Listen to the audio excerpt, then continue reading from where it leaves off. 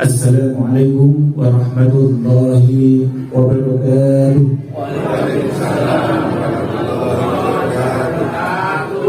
Alhamdulillahirabbil alamin. Assalatu wassalamu ala asyrafil anbiya'i wal mursalin sayyidina Muhammadin wa ala alihi wa ashabihi wa man tabi'ahum bi ihsanin ila yaumil amma ba'd. Yang kami hormati Sahibul Bait Bapak Bibit serta segenap pengurus dari CBD Solo Raya serta seluruh sahabat-sahabat fillah Bapak Ibu yang hadir pada kegiatan tasyakuran UD Bibit Unggul serta silaturahmi CBD Solo Raya ini. Saya doakan semoga senantiasa Allah ucapkan kepada kita semuanya, senantiasa lapang hati kita. Allah senantiasa hadirkan kepada kita semuanya rumah tangga kita yang harmonis, anak-anak kita yang solih-solihah, serta senantiasa Allah mudahkan, lapangkan rezeki kita. Allah lunaskan kita dari lilitan-lilitan yang saat ini sedang merangkul kita. Dan yang paling utama, Allah senantiasa selamatkan kita, mudahkan jalan kita menuju surganya Allah. Amin. Amin. Insyaallah. Alhamdulillah, hari ini kembali kita diizinkan oleh Allah untuk saling bermuajahah. Ya, sebagian ada yang sudah pernah bertemu, sebagian ada yang mungkin baru pertama kali. Semoga pertemuan ini adalah tanda bahwa Allah ridhoi kita untuk senantiasa semakin dekat kepadanya. Hadirnya kita di sini tidak ada yang kebetulan. Sebagaimana dalam firman Allah di dalam Al-Quran pun dinaskan, daun yang jatuh, ya, ataupun dengan riwayat yang lain disebutkan tidak ada sehelai pun daun yang jatuh kecuali sepengetahuan dan seizin Allah. Itu jika daun saja yang jatuh. Apalagi berangkatnya kita di rumah Bapak Bibit ini, pasti gak ada yang kebetulan. Kenapa kok Allah izinkan kita? Dan kenapa kok kita yang dipilih? Dari sekian banyak orang di luar sana, kenapa kok kita yang ditunjuk untuk hadir di sini? Pasti ada izin Allah, pasti ada sesuatu yang Allah sudah persiapkan setelahnya. Dan ini salah satunya adalah Allah hadirkan rezeki berupa ya kita bisa saling bersilaturahmi, rezeki ilmu. Bahkan Rasulullah pun yang nanti ngendikan, barang siapa yang berkumpul di rumah Allah, atau dalam riwayat yang lain pun disebutkan, tidaklah seorang yang berkumpul di rumah Allah yang senantiasa mempelajari Al-Quran. Jadi membaca Al-Quran dan mempelajari, termasuk kita hadir majelis ilmu ini, melainkan Allah akan hadirkan ya, sakinah, Allah hadirkan rahmat, Allah kelilingi orang-orang tersebut dengan malaikat-malaikat di sekitarnya, dan senantiasa Allah sebut-sebut ya, dengan makhluk yang ada di depan. Artinya ada sesuatu di Bapak Ibu.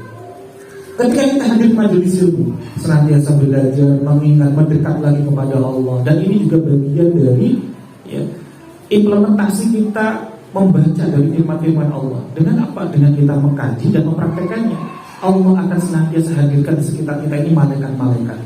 Jadi di setiap majelis ilmu itu bahkan disebutkan oleh Rasulullah, ini disebut dengan namanya taman-taman surga.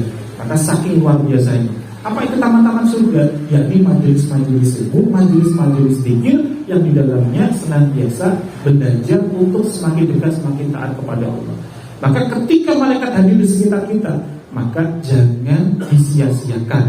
Pastikan Bapak Ibu semuanya, saya yakin pasti punya hajat. Ada nggak yang di sini nggak punya hajat Bapak Ibu? Betul-betul. Kalau sudah nggak punya hajat itu artinya kita sudah terbujur kaku di dalam tangan. Kalau yang namanya kita masih hidup, semua orang tuh pasti masih punya keinginan, pasti punya hajat, pasti punya impian. Beda kalau orang yang sudah nggak punya impian, artinya sudah nggak tahu lagi hidup ini mau dibawa kemana. Makanya kemarin ada sebagian kan sahabat kita sudah sampai mentok dan nggak bisa keluar lagi, gimana caranya? Sudah saya pengen mengakhiri hidup saja, sudah nggak punya keinginan yang lain. Gitu. Maka kalau kita masih punya hajat dan kita hadir di sini, maka maksimalkan betul kegiatan kita hari ini untuk pula jika ada hajat-hajat Bapak Ibu munajatkan. Meskipun itu di dalam hati Bapak Ibu itu boleh. Ya, bahkan guru saya itu ya senantiasa istiqomahkan kalau punya hajat apapun cari majelis ilmu. Kalau beliau tidak diundang untuk mengisi majelis ilmu, beliau cari di majelis ilmu, entah duduknya paling depan ataupun paling belakang, beliau bermunajat kepada Allah. Kenapa? Karena di setiap majelis ilmu Allah kirimkan malaikat-malaikat mengaminkan doa-doa kita. Dan ini perlu kita garis bawahi sebelum kita mulai ya, materi yang kita pelajari hari ini. Jadi pastikan, saya yakin punya hajat masing-masing, maka sertakan hajatnya Bapak Ibu semuanya, yang insya Allah pula akan diambilkan oleh malaikat-malaikat. Amin. Allahumma amin. Dan sebelum kita masuk ke materi, mohon izin mari bersama-sama senantiasa kita yang mengucapkan kalimat tahmid, kalimat syukur karena kita termasuk hamba-hamba Allah yang dipilih dan terpilih oleh Allah hadir di sini. Maka tidak ada cara yang lain selain kita bersyukur kepada Allah. Dan ini pula acaranya tasyakuran, bentuk syukur pula. Dan saat kita senantiasa bersyukur, disitulah justru Allah akan nikmat demi nikmat selanjutnya. Maka monggo sarang-sarang kita ucapkan kalimat tahmid bersama-sama. Alhamdulillah. Sallallahu alaihi wasallam senantiasa kita haturkan kepada junjungan kita Nabi Agung, Nabi besar Nabi Muhammad sallallahu alaihi wasallam, sang suri tauladan yang senantiasa kita nanti-nantikan syafaatnya. Insyaallah dengan kita hadir di sini, ini bagian mula dari ittiba kepada Rasulullah. Kita senantiasa kumpul di halaqah-halaqah, di tempat-tempat di mana kita senantiasa terus belajar mengkaji dari Al-Quran dan hadis, termasuk bagian dari ittiba kepada beliau yang insya Allah kita pun nanti dapatkan syafaat dari Rasulullah SAW. Amin Allahumma amin. Insya Allah. Sebelum kita mulai tema kita sejatinya sebagaimana yang disebar sebagian temanya adalah tentang bagaimana cara kita itu untuk bisa melewati ujian dari hijrah riba. Karena tidak menutup kemungkinan Bapak Ibu, jangankan yang sedang hijrah, yang gak hijrah saja itu sudah pasti selama nafas itu masih ada Allah akan hadirkan ujian. Apalagi yang sedang hijrah, pasti Allah akan hadirkan ujian. Benar gak nih hijrahnya? Atau hanya sekedar kapok sambel saja? Nah ini kita benar-benar akan diuji. Maka sebelum kita mulai ini, mari kita luruskan niat kita sebagaimana tadi sampaikan oleh Pak Agus bahwa kita harus benar-benar murnikan niat kita, karena segala sesuatu itu tergantung dari niatnya. Maka bismillah, kita luruskan niat kita bersama-sama adalah benar-benar untuk menggapai ridho Allah, untuk lillahi ta'ala. Sebagaimana Bapak Ibu dulu hadir pertama kali kenal dengan CBR, kira-kira apa niatnya? Pengennya nomor kira-kira? Nah, ini yang perlu kita juga gali lagi lebih dekat lagi, karena sejatinya lunasnya hutang kita itu hanyalah bonus manakala kita sudah kembali ingat lagi kepada Allah, manakala kita sudah semakin taat lagi kepada Allah. Karena sejatinya bentuknya hutang-hutang yang Allah hadirkan itu adalah bentuk dari cara Allah mendidik kita untuk ingat kembali kepada Allah. Ibarat kita itu seorang anak kecil yang pengen nyebrang ke jalan raya, misalkan jalan Jogja Solo gitu, misalkan jalan Klaten, jalan provinsi itu besar. Ada seorang anak kecil usia baru 4 tahun, dia pengen nyebrang sendirian. Coba kita biarin saja atau kita tolong itu loh kira-kira. Ada anak seperti ini. Tapi bagi anak ini ketika dia ditolong, ditarik dulu sama kita tarik dulu, jangan nyebrang sendirian. Anak ini nggak sadar, dia justru teriak-teriak, sakit, saya jangan ditarik, sakit, saya kan pengen nyebrang, kenapa saya harus tarik-tarik? Padahal tujuan kita menariknya untuk apa? Menyelamatkannya, menolongnya. Nanti kalau sudah kita tarik, kita bantu nanti untuk nyebrangnya. Artinya ada sesuatu dalam kehidupan kita ini sejatinya yang 11-12 dengan kejadian ini. Kita merasa hidup kita itu gak nikmat. Kita merasa hidup ini penuh dengan ujian, penuh dengan persoalan. Padahal itu sejatinya karena Allah ingin menyelamatkan kita. Dan mari kita harus luruskan niat kita sebagaimana kita dulu bergabung di sini. Ini adalah benar-benar untuk kembali ke jalan Allah, untuk kembali meraih ridhonya Allah. Maka bonus-bonus itu akan Allah hadirkan. Karena Masya Allah ujian dari kita lilitan ini dahsyat banget. Dan itu tentunya sahabat-sahabat mungkin masih ada yang saat ini mengalami masih dahsyat banget. Maka ini perlu kita ganti, kita landasi. Karena segala sesuatu itu kalau tanpa ilmu, hidup itu gak mudah untuk lapang. Jadi kita beramal tanpa ilmu itu gak mudah. Maka ini pentingnya kita belajar bersama-sama. Maka bismillah, kita berdoa bersama-sama agar Allah hadirkan ridhonya, Allah mudahkan, Allah lancarkan, hujamkan kita untuk senantiasa semakin dekat dengan Allah, senantiasa bersyukur kepada Allah, senantiasa diizinkan oleh Allah untuk memperbaiki amal-amal kita. Bismillahirrahmanirrahim. Allahumma a'inna ala dzikrika wa syukrika wa husni ibadatik. Ya Allah ya Rabb, tolonglah kami untuk senantiasa semakin dekat kepada-Mu ya Rabb, senantiasa mudah untuk melihat hal-hal yang baik saja atas segala ketetapan yang Kau hadirkan kepada kami ya Rabb, sehingga kami mudah bersyukur wa husni ibadatik, dan jadikanlah kami termasuk hamba-hamba-Mu yang senantiasa memperbagus amal-amal kami. Allahumma inna nas'aluka ilman nafi'an. Ya Allah ya Rabb, Jadikanlah kami hadir di majelis ilmu ini termasuk mendapatkan ilmu yang bermanfaat ya Rabb. Wa rizqan thayyiban, dan hadirkanlah kami termasuk mendapatkan rezeki yang terbaik ya Rabb, dengan jalan yang terbaik, dan kami bisa menggunakan di jalan penuh dengan kebaikan. Wa amalan mutaqabbalan, kami tidak pernah tahu ya Rabb, amal apa yang nantinya Engkau terima menyelamatkan kami dari penimbangan. Semoga dengan kami hadir di sini termasuk salah satu amal terbaik yang Kau kirimkan malaikat pencatat amal solih, menjadikan kami nanti selamat saat di hari penimbangan. Amin. Amin. Baik, kita mulai bersama-sama. Sejatinya Bapak Ibu yang hadir di sini, wonten boten Bapak Ibu yang ingin sekali dapatkan rezeki yang berlimpah, wonten boten? Ada sih boten yang namun tunggal Pak Bin. Wonten boten ingkang ingin dapat rezeki yang berlimpah. Ingin boten? Ada sih boten saya itu. Ingin boten? Ini wonten malaikat menyaksikan kita, mengaminkan kita, kitanya hanya nggak serius. Malaikatnya pun mendoakannya nggak serius. Karena sejatinya derajat manusia itu masya Allah, seorang hamba itu derajatnya bisa melebihi malaikat. Tapi di sisi lain kita pun bisa jauh di bawah malaikat. Nah saat kita hadir di majelis ini sejatinya untuk mengecas diri kita. Maka mumpung nih malaikat mengaminkan kita, kita harus senantiasa ya optimis, yakin bahwa Allah pun akan memudahkan jalan kehidupan kita. Salah satunya adalah Allah limpahkan rezeki kepada kita. Kalau tanpa di malam ini, pengen betul rezekinya berlimpah, pengen betul. Nah, amin, amin yang dibasai. Tentu dari kita, setiap dari kita pengen sekali rezekinya berlimpah. Dan ada pula yang saat ini masih terus berjuang, belum terlepas, belum lunas semuanya dari kita tiba ini. Maka ada salah satu langkah terbaik untuk bisa melepaskannya. Salah satunya adalah bagaimana kita nanti bisa melewati fase ujian ini. Saat kita sudah sadar kita ada di posisi ini, bagaimana caranya kita itu untuk bangkit. Dan ini adalah nikmat yang luar biasa ketika kita ini sadar. Karena masih banyak orang di luar sana sudah di posisi yang gak nikmat, dia gak sadar. Dan kita sudah diberikan kesadaran ini harus kita jaga baik-baik. Karena ini bagian dari hidayah sejatinya yang Allah hadirkan kepada kita. Dan ini perlu kita syukuri. Dan ketika kita ada di fase itu, coba kita ingat-ingat kembali. Dan di mana sih datangnya kita dapatkan persoalan ini? Ada yang kita dengan hutang, dengan riba ini. Datangnya dari mana sih? Ini harus kita flashback lagi. Datangnya dari mana? Kalau kita nggak benar-benar sadar, besoknya kambuh lagi. Datangnya saking putih gitu. Bapak Ibu nanti besok sebuah buah mangga pelem nih, tasik pencet gitu, tasik istilahnya masih muda gitu. Niku kalau kita segera nggak sabar nunggu dia matang, kita unduh terus kita makan, kaos itu gitu. Enak dong bener.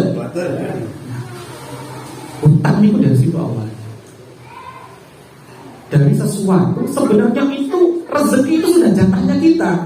Setiap hamba itu sudah dijamin oleh Allah rezekinya. Tapi karena kita nggak sabar untuk mendapatkan pelem itu tadi, mangga itu nggak mau menunggu sampai matang, kita segera unduh yang belum waktunya. Akhirnya kira-kira gimana rasanya?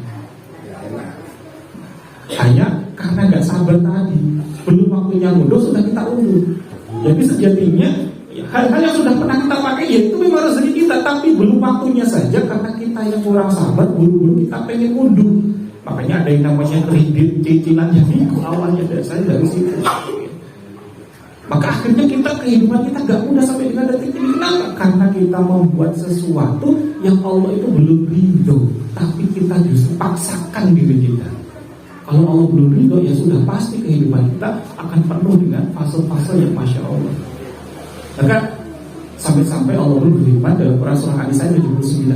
Dan di mana datangnya semua persoalan hidup ini? Ternyata gak jauh-jauh. Ya, Quran surah An-Nisa 79.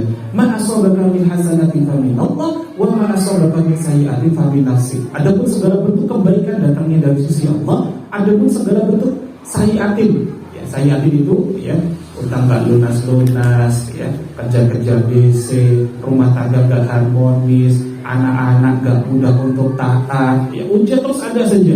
Ya dari segi kesehatan kita dan lain sebagainya, itu namanya sayyi'atin. Datangnya dari mana? Famin nafsik. Famin nafsik itu apa kita ngomongin?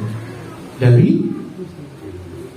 dirimu sendiri. Ini firman Allah, bukan kata saya. Kalau katanya saya, Bapak Ibu nggak perlu percaya dengan saya, nggak apa-apa. Tapi kalau ini firman Allah, sudah pasti mutlak kebenaran. Artinya ada sesuatu dari diri kita yang membuat nggak tepat sehingga muncullah persoalan-persoalan hidup kita ini.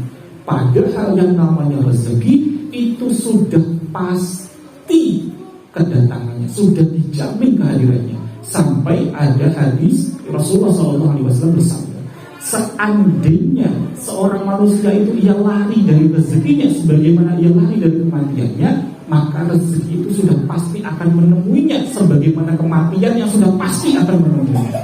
Artinya rezeki itu sudah dijamin. Dalam hadis yang lain pun, ya, malaikat Jibril mengatakan kepada Rasulullah, tidak akan dicukupkan jatah usia seseorang sebelum ia dicukupkan jatah rezekinya. Artinya kita tidak akan meninggal sebelum dicukupkan jatah rezeki kita. Artinya rezeki itu sudah dijamin.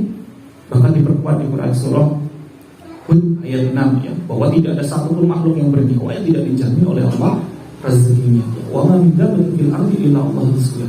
Nah, ketika kita sudah yakin bahwa ternyata memang rezeki sudah dijamin, lalu mengapa kok kita ini belum kembali untuk berlimpah?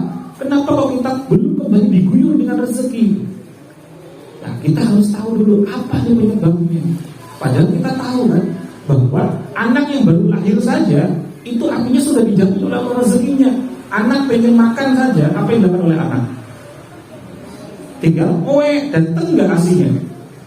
Dan pengen ganti pempes tinggal oe dan tenggak pempesnya. Itu anak yang nggak bisa bekerja saja, itu Allah jamin rezekinya, apalagi kita. Gitu kan? Kita tinggal minta saja, dia tinggal oe, coba. Tapi kenapa kok nggak? Artinya ada sesuatu di saat kita ini sudah oe berkali-kali. Oe ini kita bermunajat, kita berdoa, minta kepada Allah. Kok belum juga terijabah? Ada sesuatu yang kita lakukan. Nah, dalam kitab Ta'limut Ta'lim yang ditulis oleh Syekh Imam Burhanuddin Az-Zarnuji, yang di bab ke-13 beliau mengatakan, ya, ada salah satu hal penyebab tersumbatnya rezeki kita, penghalang rezeki kita. Padahal rezeki itu sifatnya sudah dijamin tadi. Sifatnya siyur silis sama alikum idror, seperti hujan yang sangat lebat turun ke bawah. Kalau rezeki datangnya seperti hujan sangat lebat dari atas turun ke bawah, kita ini umatnya ada di bawah, harusnya basah kuyup nggak dengan rezeki? Basah kuyup ada? Harusnya basah kuyup. Tapi kenapa kok kita ini belum basah kuyup dengan rezeki? Kita baru dapat embunnya rezeki, baru tetesannya saja. Ada sesuatu ini.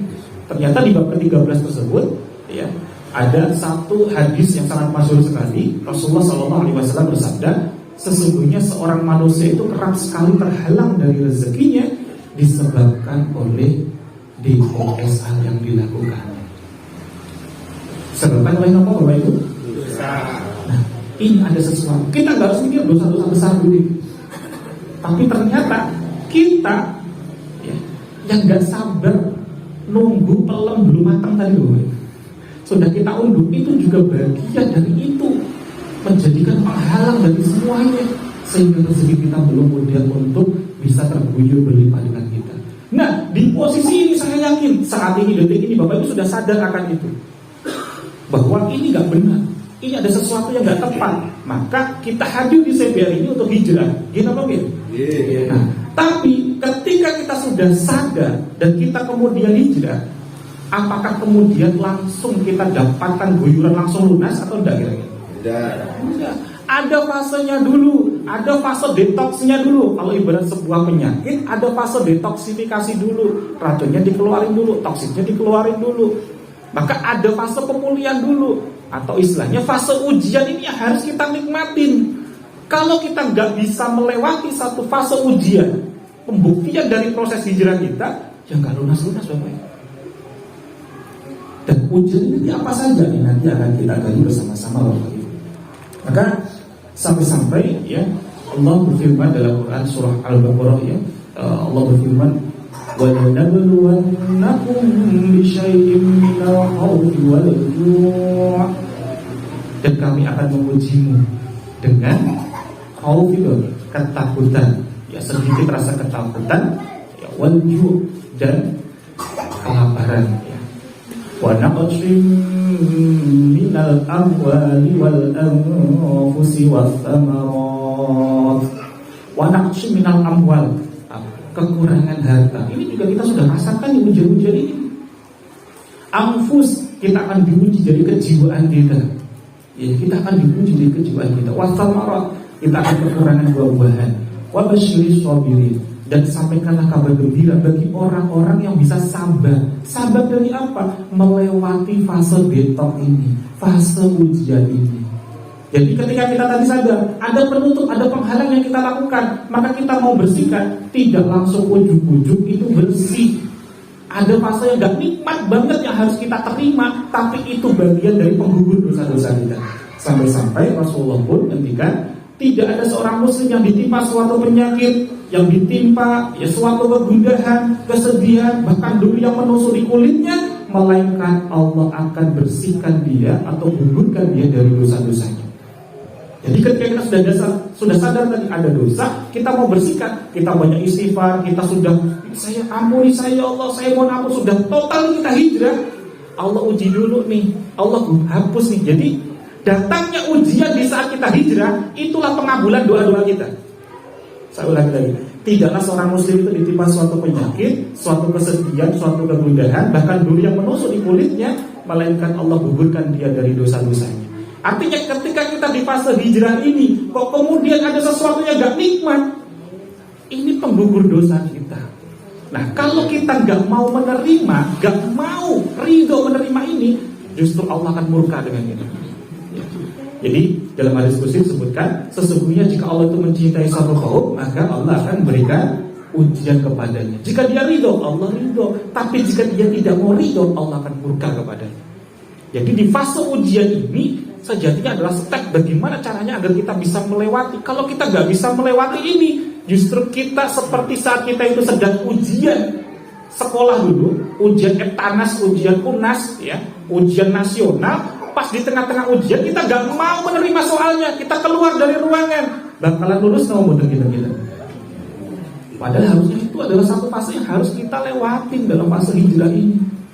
Benar-benar sudah benar-benar hijrah atau belum? Nah, ini pentingnya kita harus, ya, masya Allah, perdalam lebih dalam lagi. Bahkan di dalam Quran surah Al-Ankabut ayat 2 Allah berfirman, apakah manusia itu mengira bahwa mereka dibiarkan saja setelah mengatakan kami telah beriman, sedang mereka tidak diuji lagi. Padahal pasti Allah akan menghadirkan ujiannya. Dan bagi orang-orang yang hijrah, ya, proses ujian itu sejatinya seperti, ya, pohon yang semakin tinggi maka semakin kencang, betul. Ujian goyangan dari anginnya itu semakin kencang, betul. Tapi sejatinya dibanding kencangnya goncangan itu, Allah ingin mengokohkan akar kita. Makanya di dalam Quran surah Ibrahim ayat 24 sampai dengan 26 itu Allah kiaskan seorang hamba itu dengan sebuah pohon yang mana semakin kuat akarnya, batangnya akan semakin menjulang tinggi. Kuat akarnya itu adalah kalimat thayyibah atau kalimat la ilaha illallah, kalimat tauhid. Artinya semakin kuat keimanannya, semakin kuat pokoknya hijrah kita, maka pohonnya akan semakin menjulang untuk apa? Mendidik, biar semakin dalam lagi, semakin mencengkram nih, ya, apa namanya, akarnya tadi. Tapi kalau kita sudah bilang beriman, baru keterpa angin sedikit sudah rubuh, artinya akarnya belum kuat, maka imannya belum sungguh-sungguh, maka masih diuji lagi sama Allah. Maka ini harus kita, ya, perdalam lebih dalam lagi. Nah, salah satu ujian dalam bentuk-bentuk orang yang sedang hijrah, terutama dari riba ini, ada 3 hal, Bapak Ibu. Kalau kita rumuskan itu ada 3 hal utama. Yang ini kita sejatinya nggak akan jauh-jauh dari ini. Ya. Apa saja itu ujiannya orang-orang yang sedang hijrah nih? Dan kita coba nanti diskusikan, karena saya sudah dipesenin tadi dari panitia, nggak usah banyak-banyak materinya, banyakin tanya jawab saja. Jadi dari pesenin, ya. Jadi ada 3 bentuk ujian bagi orang-orang yang ada di fase hijrah ini, terutama di riba ini. Yang pertama, kesehatan. Mungkin dia masih muda tuh dari segi, ya, finansialnya, keluarganya masih harmonis, tapi bisa jadi Allah hadirkan ujian lewat kesehatannya. Ada yang kedua, ujian yang kedua, mungkin dia sehat, mungkin keluarganya masih utuh, anak-anaknya masih nurut, hubungannya dengan orang-orang sekitarnya masih baik, tapi Allah uji dari finansial. Allah uji benar-benar kondisinya bukan minus lagi, sudah di bawahnya lagi. Jadi ujian pertama kesehatan, ujian kedua apa? Finansial. Tapi ada juga ujian di saat di fase hijrah ini. Ujiannya adalah ujian yang ketiga, yakni hubungan dengan keluarga ataupun dengan orang-orang di sekitar kita. Nah, khusus hari ini kita akan fokuskan yang ketiga. Kalau ujian dengan kesehatan, ya nanti ada mastery. Ya, ada terapi, ya ada healing, ada proses pikir dan sebagainya. Insya Allah nanti ya di pertemuan yang akan datang kita bisa bahas. Kalau di kami ada namanya Garbu Talafon Healing, ada pikir, nanti pakai air dan sebagainya. Ada metode sendiri untuk dari kesembuhan, dari kesehatan. Ada ikhtiar. Kalau kita berbicara mengenai dengan finansial, ya ini teman-teman dari CBR juga ada pembekalan, ada pendampingan juga. Dan juga sejatinya dari guru-guru kita senantiasa mengajarkan bagaimana agar kita semakin bangkit dari finansial.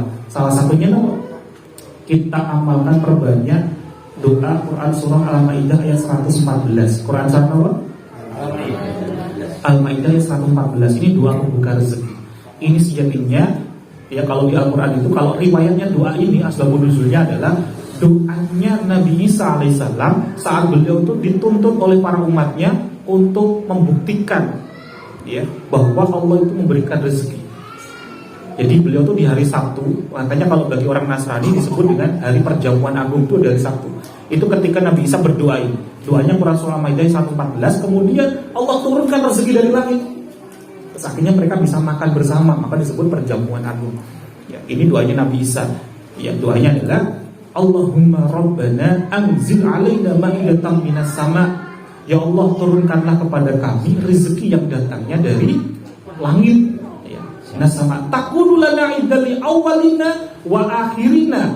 Ya. Yang kedatangannya menjadikan hari raya, membuat apa keberkahan bagi siapa?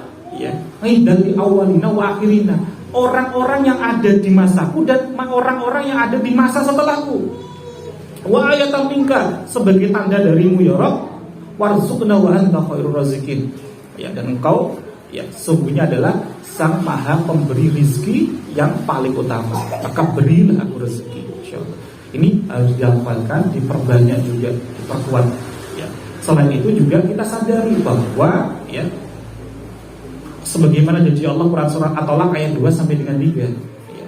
Wa may yattaqillaha yaj'al makhraja wa yarzuqhu min haitsu la yahtasib. Bahwa janji Allah selesaikan seluruh persoalan hidup kita. Allah hadirkan rezeki kita. Kuncinya apa? Wa may yattaqillah. Kita perbaiki ketakwaan kita, kita perbaiki ibadah-ibadah kita. Jadi bukan hanya sekedar doa saja, tapi diwujudkan bentuk implementasi, bukti bahwa benar-benar kita kembali ingat lagi kepada Allah. Ya. Dan yang ketiga, ada satu doa yang sangat masyhur sekali. Ini saya sampaikan sekaligus ini yang di finansial tadi. Sebagian sudah pada hafal, tapi mungkin ada yang belum hafal. Ini ada satu riwayat tentang doanya yang diberikan Rasulullah kepada Abu Umamah. Ada yang nanti mirip Bapak Ibu. Pada suatu hari ya, Rasulullah itu sedang ya, mendekat ke Masjid Nabawi. Tiba-tiba ada seorang dari golongan kaum Ansor, namanya Abu Umamah, itu duduk-duduk di Masjid Nabawi. Dan itu tidak di waktu sholat. Ada satu orang yang kelihatan bingung banget, kayak orang frustasi banget di Masjid Nabawi. Rasulullah datang, ditanya, wahai Abu Umamah, ada apa? Engkau gak waktunya sholat, kok engkau duduk-duduk sendiri di masjid seperti ini, seperti orang yang bingung? Beliau menjawab, ya Rasul, saya sedang kebingungan dengan sebab banyaknya utang-utangku. Ini jawabnya Abu Umamah. Kemudian Rasulullah mengatakan, mau gak aku kasih tahu amalan yang kalau kamu mau membacanya, maka Allah akan bersihkan kamu dari kebingungan dan Allah akan mampukan kamu melunasi hutang-hutang. Maka jawabnya Abu Umamah, tentu ya Rasulullah. Kemudian Rasulullah mengatakan, maka bacalah doa ini di waktu pagi dan sore. Doanya apa? Sehingga tahu Ibu? Ada yang sudah hafal? Kalau sudah hafal nih berarti sudah kelihatan nih, setiapnya udah senior-senior. Artinya utangnya sungguh-sungguh banget nih sampai sudah hafal nih. Ini doanya sangat masyhur sekali. Allahumma inni a'udzubika minal hammi wal hazan. Ya Allah, aku berlindung kepadamu dari apa? Hammi wal hazan itu kesulitan dan kemalasan, ya. Mohon maaf, kesulitan dan apa? Kesedihan. Ya, Allahumma inni a'udzubika minal hammi wal hazan, a'udzubika minal ajzi wal kasal, ya, wal kasal. Kemudian a'udzubika minal jubni wal bukhl wa a'udzubika min ghalabatid dayn wa qahrir rijal. Jadi di sini adalah doa tentang, ya Allah, aku berlindung kepadamu dari kesulitan, dari kesedihan, dari kemalasan, dari ketakutan, dari limitan hutang, dan juga dari tekanan orang-orang. Termasuk siapa? DC kita ini yang sering kontak kita. Dan apa riwayat dari sejarah tersebut? Abu Umamah mengatakan, setelah aku amalkan doa itu, Allah yang mampukan aku untuk melunasi hutang-hutangku. Dan ini riwayat sahih itu kan. Maka kalau Bapak Ibu benar-benar sungguh-sungguh dalam fase hijrah ini, juga ini dimasukkan dalam zikir pagi petang Bapak Ibu. Dan ini biasanya sudah ada di zikir al-mansur, di zikir pagi petang itu pasti sudah ada di sana. Tapi jika Bapak Ibu ingin, misalkan belum bisa waktunya cukup untuk baca zikir pagi petang, fokuskan ke doa-doa yang paling penting ini dulu. Ya. Allahumma inni a'udzubika minal hammi wal hazan wa a'udzubika minal ajzi wal kasal wa a'udzubika minal jubni wal bukhl wa a'udzubika min ghalabatid dayn wa qahrir rijal.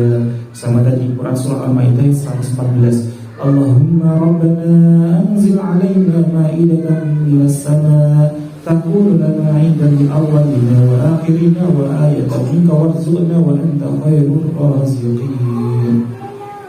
Dan lebih utama doa Al-Maidah 114 ini di hari Jumat. Itu diperbanyak di hari Jumat, karena di hari Jumat itu ya sebagaimana dalam Quran surah Al-Jumu'ah, ya, di akhir Quran surah Al-Jumu'ah Allah itu akan guyurkan rezeki yang berlimpah. Jadi di hari Jumat itu hari turunnya rezeki bagi orang-orang yang muslim. Ya, maka perbanyak doa pembuka rezeki itu di malam Jumat dan di hari Jumat. Nah, kita kembali lagi. Ada 3 ujian saat kita itu di fase hijrah tadi. Yang pertama kesehatan, yang kedua dari segi finansial, yang ketiga dari hubungan keluarga maupun dengan hubungan orang lain. Nah, sekarang kita cek. Kita kan fokus masuk di CBN ini kan pengennya adalah hijrah, pengen segera dimudahkan lagi oleh Allah. Harus tahu benar. Nah, saat dihadirkan ujian nih, saat kita berkumpul di satu komunitas ini, ada nggak ujian kita dengan sesama anggota komunitas ini? Selain dengan tadi keluarga, ada nggak kira-kira? Ada. Nah, terus bagaimana cara kita menyikapinya? Apakah justru semakin terputus silaturahmi kita, saling gak ridho, saling gak terima satu sama lain, yang ujungnya kita artinya kan kok kita juga gak bisa lolos dari fase ini. Kita kembali lagi, istilahnya nopo, kalau ujian itu gak lulus, namanya nopo remedi, diulang lagi. Bapak Ibu akan menjumpai ujian lagi yang gak jauh-jauh dari sebelumnya. Kalau kita belum lulus, ya besok ujian lagi, diulang lagi. Maka salah satunya adalah bagaimana cara kita bisa lolos. Yang fokuskan kita diskusikan hari ini, ujian yang ketiga, bagaimana hubungan kita dengan orang-orang di sekitar kita, khususnya keluarga dan juga orang lain sering interaksi dengan kita. Salah satunya di mana? Di komunitas ini. Mungkin kita merasa, ya Pak Sofi, orang ini benar-benar zalim banget sama saya, kata-katanya menyinggung saya, lisannya menyinggung, sikap-sikapnya menyinggung. Justru ini ladang surga kita, ini ladang pengukur dosa kita. Kalau Allah gak hadirkan itu, dari mana ada ladang surga kita, ladang pembersih dosa-dosa kita dan jeratan-jeratan kita sebelumnya? Justru ini Allah kasih kesempatan kepada kita, karena sejatinya kita tahu, agar kita bisa lebih mudah lapang di sini menyikapi mungkin satu sama lain, karena kita dari latar belakang yang berbeda-beda, maka gak mudah untuk saling ridho menerima. Satu hal yang harus kita pegang prinsip kita agar kita semakin lapang, apapun sikap orang lain tidak akan ngefek, adalah kita harus sadar segala sesuatu ya, yang tidak akan menjadi takdir kita tidak akan melewati kita, dan segala sesuatu yang menjadi takdir kita pasti tidak akan melewatkan kita. Artinya segala sesuatu yang terjadi menimpa kita, bahkan yang tidak enak sekalipun, kok itu bisa menimpa kita, kalau Allah gak ridho gak bakalan terjadi. Tapi kenapa kok ada orang-orang yang mendolimi kita, menyakiti kita? pasti ada sesuatu kok Allah bisa ridho. Lebih gampangnya kita mungkin terlalu tinggi. Ibaratnya kita, misalkan Bapak Ibu sedang jalan di depan, tiba-tiba Bapak Ibu nggak kenal dengan orang ini, tiba-tiba orang ini meludahi muka kita. Kita emosi nggak Bapak? Emosi ya? Wah, emosinya luar biasa, betul kan? Emosinya luar biasa. Masya Allah. Karena kita tadi kan belum tahu tadi. Ternyata pas udah tadi, Masya Allah, pas kaca mobilnya itu dibuka, gitu ya. Ternyata itu sosok yang sangat kita kagumi. Misalkan siapa ya Bapak Ibu kagumi, misalkan Setan, misalkan yang salah satunya mungkin yang paling dikagumi kalau di sini Setan kita di Sukoharjo sini. Misalkan ternyata tadi ada orang yang meludah pas kita naik motor atau di pinggir jalan, ada orang yang meludah, itu mobil deh. Pas kacanya dibuka, ternyata pas kita datangi mobilnya berhenti, kacanya turun tuh. Ternyata orang yang di dalam mobil tadi adalah sosok yang sangat kita kagumi. Misalkan siapa? Misalkan juga, misalkan yang Bupati Sukoharjo misalnya. Terus jadi mana-mana nggak kira-kira Bapak Ibu? Ternyata mana ya? Ini Bapak kan tadi nggak dikagumi berarti kan? Yang kita kagumi. Misalkan presiden gitu, atau yang sebelumnya presiden, gak jadi itu, malah justru kita jadinya apa? Minta selfie gitu kan? Padahal dia awalnya pengen emosi gitu. Itu baru sosok manusia saja. Coba bayang, kalau kita tahu di balik orang yang mendolimi tadi ada yang meridhoi, mengizinkan itu terjadi, siapa kira-kira yang meridhoi? Allah. Yakin gak kita mau marah-marah? Berani gak kita protes sama Allah? Berani gak kira-kira? Maka fokus kita bukan lagi kepada orang tadi. Fokus kita adalah kita sadar dulu, apa ya yang gak tepat dalam diri saya, kok Allah izinkan orang-orang ini kok mendolimi saya. Jadi bukan kepada orangnya lagi. Kalau Allah gini 277 juta sekalipun orang Indonesia ini mau mendolimi kita, kalau Allah gak ridho, ya Allah gak izinkan, kena gak kira-kira kita? Enggak. Tapi kenapa kok ada satu orang ini kok kemudian menyakiti kita? Pasti ada sesuatu justru dalam diri kita kok Allah izinkan itu menimpa kita. Kenapa kok Allah kirimkan itu kepada kita? Maka fokusnya bukan lagi kepada orangnya, tapi fokuslah kepada kita dan siapa yang mengirimkan, siapa dalang di balik itu semua. Siapa dalangnya kira-kira? Ada Allah di baliknya. Maka kita gak mungkin berani untuk protes. Bahkan ya Imam Ghazali mengatakan, satu saja kita protes atas ya kehendaknya Allah. Artinya satu saja kita protes atas qada-qadarnya Allah, maka 1000 pintu pertolongan Allah tertutup. Ketika ada orang mendolimi tadi, terus kemudian kita maki-maki, kita marahin orang tadi, sama gak kita protes dengan dalangnya? Sama. Karena yang miliknya Allah, maka 1000 pintu pertolongan akan tertutup. Kita gak lolos dari ujian ini. Ini baru level yang pertama nih. Nanti kita sesi diskusi, kalau nanti belum begitu mudah memahami, nanti boleh tanya. Tapi intinya adalah, pertama kita sadar dulu bahwa datangnya semua itu pasti ada maksud Allah hadirkan. Makanya tadi doanya apa? Allahumma a'in ala dzikrika wa syukrika wa husni ibadatik. Ya Allah, tolonglah kami untuk senantiasa dekat kepadamu. Wa syukrika, maksudnya apa? Mudah untuk bersyukur itu artinya apa? Mudah melihat segala ketetapan yang Allah hadirkan. Baik nikmat ataupun gak nikmat, itu sesungguhnya adalah yang terbaik dari Allah untuk kita. Maka kita senantiasa bersyukur. Wa husni ibadatik. Dan ketika kejadian tadi, fokus kita adalah bagaimana kita memperbagus amal-amal soleh kita. Ini dicontohkan oleh Rasulullah, Bapak Ibu, gak main-main. Jangan itu Rasulullah kan juga pernah diludahi. Tapi apa sikapnya? Apakah Rasulullah langsung ya? Kamu ini gak tahu saya ini Nabi, saya sumpahin kamu jadi kodok nanti. Enggak kan? Malah justru Rasulullah, beliau malah justru istighfar. Astagfirullah, saya salah apa ya? Kalau ya Masya Allah, kalau Allah gak gitu, pasti ada burung atau apa, ada angin yang nangkis keludahan. Tapi kenapa kok menimpa saya? Astagfirullahaladzim. Sampai diulang-ulang kan? Sampai di hari keempatnya gak ada orangnya, justru didatangin. Kemana orang yang meludahi ini? Kemana orang yang melempar batu saya ini? Dicari kan? Masya Allah. Tidak jaga Rasulullah. Jadi kita jangan fokus kepada orang yang berbuat, tapi fokuslah siapa yang menghadirkan di balik itu. Dan juga bagaimana, kenapa kok Allah izinkan itu menimpa kita? Pasti ada sesuatu dalam diri kita yang belum tepat. Jadi bagaimana agar hubungan kita bisa lolos dalam hubungan keluarga, hubungan dengan sesama tim kita? Ini yang pertama, sadari segala sesuatu itu adalah cerminan dari diri kita. Contohnya gitu, Bapak Ibu kertas cermin ya, kertas gitu. Nah, Bapak Ibu ketika bercermin itu yang dicari no? Saat kita bercermin kita cari apa? Yang kebaikannya atau ketidakbaikannya gitu? Kalau sudah baik nggak perlu kita bercermin, gitu apa gitu? Maka misalkan masih ada ya, ada mungkin habis masak, ada angus, gitu, ada arak atau ada habis makan digigit, maka kita cari, oh ada yang nggak tepat, maka kita bersihkan, betul gitu? Maka fungsi cermin itu sendiri adalah bagaimana cara kita bermuhasabah untuk memperbaiki diri kita. Nah, orang-orang yang mendolimi kita, kejadian-kejadian yang gak baik yang menimpa kita di luar kendali kita, yang seizin Allah itu adalah cara Allah menunjukkan cermin kepada kita. Saya ulangi lagi, segala bentuk yang tidak baik yang menimpa kita itu adalah cermin untuk kita untuk senantiasa memperbaiki diri kita.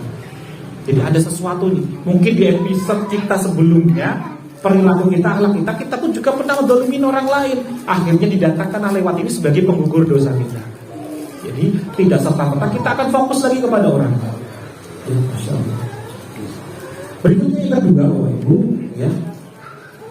Ketika kita sudah tahu, ketika ada sesuatu yang gak mengenakan sekali menimpa kita, yang kedua yang harus kita sadari apa? Kita terima dulu, bukan langsung kita protes. Kita terima dulu, kita ridho dulu. Kenapa kita harus terima, kita harus ridho? Karena ini bagian dari ujian. Kalau kita nggak mau menerimanya, ya nggak mungkin kita bisa mengerjakan ujian ini bisa lulus. Terima dulu. Setelah kita sadari bahwa tadi adalah cermin, ada sesuatu yang nggak tepat dalam diri kita saat hadirnya ujian tadi. Yang kedua, terima dulu. Kalau kita itu sudah bisa ridho, Allah akan meridhoi kita. Kan rumusnya jelas. Rumus ridhonya Allah itu bukan kita terus minta, ya Allah ridhoi saya, bukan. Tapi rumusnya adalah radiyatan mardiyah. Kita ridho dulu, barulah Allah akan meridhoi kita. Ridho dari apa? Segala bentuk yang Allah hadirkan kepada kita, qada-qadanya, ketentuan-ketetapan dari Allah. Kita harus ridho dulu. Maka hanya gak mengenakan sekalipun, kita ridho dulu, kita terima, kita ikhlas dulu. Yang ketiga, barulah kita bisa bersyukur. Bukan sabar levelnya. Bukan sabar loh Ibu, saya ulangi lagi. Level yang ketiga bukan sabar lagi, kita bersyukur. Kenapa kalau kita harus bersyukur jawab? Karena Allah masih izinkan kita untuk bermuhasabah ini. Yang kedua adalah selain bermuhasabah, kita bersyukur karena memang Allah sedang berikan kesempatan kepada kita waktu yang sangat mustajab untuk berdoa. Coba, doanya orang terdolimi itu mustajab boleh? Bahkan tidak ada sekat, tidak ada hijab antara dirinya langsung dengan Allah. Maka kalau ada orang yang mendolimi, kita harus berterima kasih sejatinya. Kita bersyukur lewat wasilah orang-orang itu sejatinya kita diberikan kesempatan untuk memiliki waktu yang sangat mustajab untuk berdoa. Jadi ini nikmat sejatinya. Tapi seringkali saat hadirnya orang-orang yang gak nikmat ini, malah justru kita apakan? Kita serang balik, kita jauhin, kita putus tali silaturahmi kita. Masya Allah. Padahal di situ semakin kita memutus tali silaturahmi, Masya Allah, layak dakhulul jannah qati'un, tidak akan menyentuh bawahnya surga. Siapa itu? Orang-orang yang memutus tali silaturahmi. Maka ini harus hati-hati sekali. Kita bangsa sana, bangsa sini, bantu sana, bantu sini. Tapi kalau di sisi lain kita masih memutus tali silaturahmi, ya seperti kalau kita itu ngumpulin amal. Ibarat amal itu seperti air, kita kumpulin ke dalam ember, embernya itu berlubang. Sebanyak apapun airnya kita masukin ke ember, hasil akhirnya apa? Kita bawa pulang embernya kosong. Kita udah semangat dikumpul di sini, pengen saya hijau dari riba, saya pengen semangat. Tapi kalau masih saling satu sama lain, saling mendolimi, saling dendam, saling dengki, masih ada gap satu sama lain, saya kelompoknya sana, saya kelompoknya sini. Ini Bapak Ibu, ember kita masih ada yang lubang. Maka fokus kita hari ini adalah salah satunya dulu apa? Tutup dulu embernya. Tutup dulu nih lubang-lubangnya tadi, perbaiki dulu. Baru kita kumpulkan amal-amalnya, maka tidak akan ada yang namanya amal yang sia-sia. Jadi proses bersyukur ini kan mudah lagi. Tapi Ketika kita tahu ilmunya, kita akan mudah. Yes, kalau ada orang mendolimi, alhamdulillah. Ini waktu mustajab saya berdoa nih. Dan saya terima kasih didolimi. Ya, kita mudah bersyukur nih. Kita berdoa untuk diri kita dan kita doakan kepada orang yang mendolimi. Ya, masya Allah. Maka ini adalah langkah yang masya Allah sederhana, tapi insya Allah penuh ya manfaat untuk kehidupan kita. Nah, maka saya lanjutkan setelah ini sesi diskusi Bapak Ibu. Mungkin ada yang ingin tanya jawab, boleh kami persilakan. Jadi mohon partisipasi aktifnya dua arah ya. Karena biasanya justru hal yang paling nancap dalam diri kita ilmu itu kalau kita ada sesi tanya jawab. Jadi bukan hanya salah. Monggo kami persilakan, mungkin dari Bagus bisa membantu memimpin diskusi tanya jawab. Kami persilakan.